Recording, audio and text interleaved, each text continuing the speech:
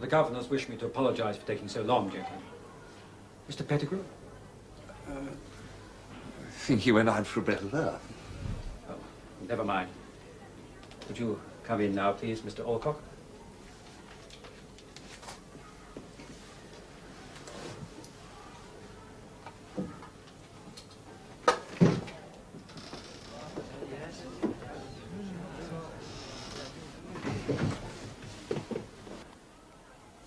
Well, that's it then. They might just want to ask him some supplementary questions or something. No, not a chance. That's not the form. They're offering him the job in there. That's our new headmaster. Like him or lump him.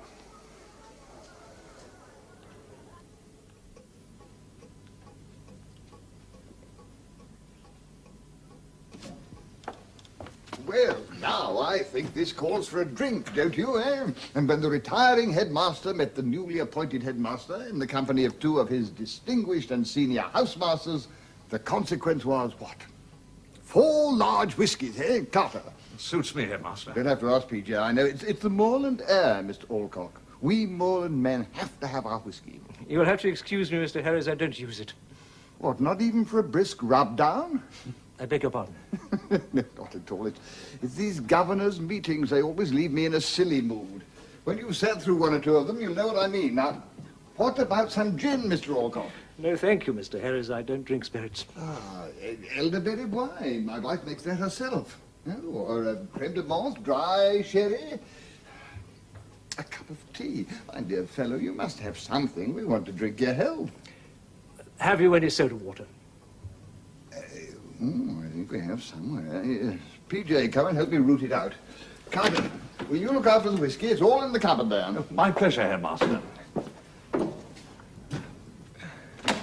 Soda water? That's the stuff misguided chaps put with their whiskey, is it? So I've heard, yes. You have a look in that cupboard over there. Well, it was a close thing, David. You very nearly got it. After the mess I made of the interview. No, you didn't make a mess. You were very frank with the governors. They liked that. And Carter made a first-class showing of himself. But, you know, they're not as silly as I make them out to be. They knew that if one of you two got it, he'd have the other one against him right from the start. So Rufus put in his casting vote for Alcock. I shouldn't be telling you this, you know, but I am. I'll tell Carter the same, too. Thanks. He's got a lot about him, you know, Alcock. He's shrewd, eh? Do you like him? I know. I've got some soda water somewhere. You mustn't ask me things like that, David. Anyhow, headmasters aren't there to be liked, are they? They're there to strike fear and trembling into the hearts of the boys, my dear chap. Well, in that case, they might have got the right man. Oh, no, he'll mellow. Bamfield is a very mellowing place, and you must jolly him along, David. Make him see what astonishing fun the school can be. I think that's something he hasn't quite grasped yet. Oh, what have you got there? Oh, it's lemonade. I haven't definitely decided to stay on, you know. Oh, David. Oh, you must. You will, won't you? I mean, we've counted on that. Bamfield's not the whole world. No, I suppose it's not. Has been for me, that's the trouble. Ah, there we are. I knew I had some. Hold on, David. Alcock must be longing to start the jollifications. And it'd buck my lads up no end if they could have some new uniforms and a few more bugles for the band. I'm quite sure it would, Mr. Carter. I'm not sure that my first priority would be to strengthen the morale of the OTC. Ah, no, of course not. No exams first. I'm with you all the way on that, but... Well, I just thought I'd mention my chaps in the Corps, because if I don't stick up for them, nobody else will, don't you know? Quite. Yes. Well, here we are, gentlemen. Mr. Alcock. Oh, thank you, Carter. Thank you, David. I'm afraid I'm going to indulge in a few pompous words. Well, that's my reward for 30 years' hard labor. I'd like us to drink a toast to your success, Mr. Alcock. Yeah, either one of these two would have made a splendid headmaster, and you've beaten them fair and square, so they know you must be a pretty astonishing sort of fellow. You've got a first-class staff, Mr. Alcock, and a few hundred delightful boys. I wouldn't mind starting all over again. My very best wishes to you. Best of luck. Hear, hear.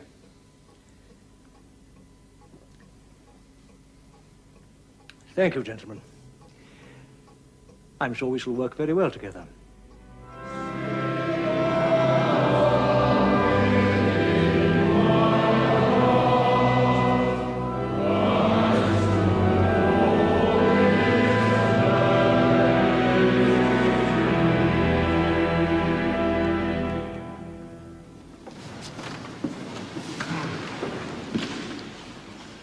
The headmaster wishes to see all the house captains for a short meeting immediately after prayers. Well, I don't like it at all. That's something, then. Man can't be all bad. No, seriously, Howard, he won't do. What's the matter, then, Carter? Has he made some slanderous remark about the corps? Has he impugned the brightness of the brass button? The point is, Howard, that he hasn't consulted any of us about anything. He has been here. For 4 weeks now, he sees the prefects every day, but he doesn't seem to want our opinions about anything. And it's damned insulting. I tried to get us a half-holiday for the Shenstone match next week, and the man looked at me as if I was touched in the head. No interest in sport whatsoever. Well, that raises him a notch or two in my estimation, Irving. It's men like you, Howarth, that'll lose us our empire. Oh, dear, I am sorry. Really? Doesn't it bother you at all that he doesn't even seem to acknowledge our existence? Why should it? I don't want to talk to him. Or maybe you won't have to. Now he's moved the head study up to the tower. He's biding his time. That's what all new headmasters do. They bide their time. And then, with a terrible swiftness, they strike. Or, on the other hand, they don't. When I was at Shottenbury, we had a man like that. Bradnam came from the north. Very big, very grim, very silent. Biding his time, we all said. Well, after he'd been biding his time in his study for 3 years, we began to wonder. After 5 years, he became so bored, he eloped with his secretary and started an office cleaning business in Leeds. Always admired that man. Maybe that's what Alcock's going to be like. I don't believe that for a moment, and neither do you. Don't I? Well, perhaps not. I expect he's saving up all his true warmth and jollity to release upon us at Algy's farewell supper. Oh! At least he electrified us.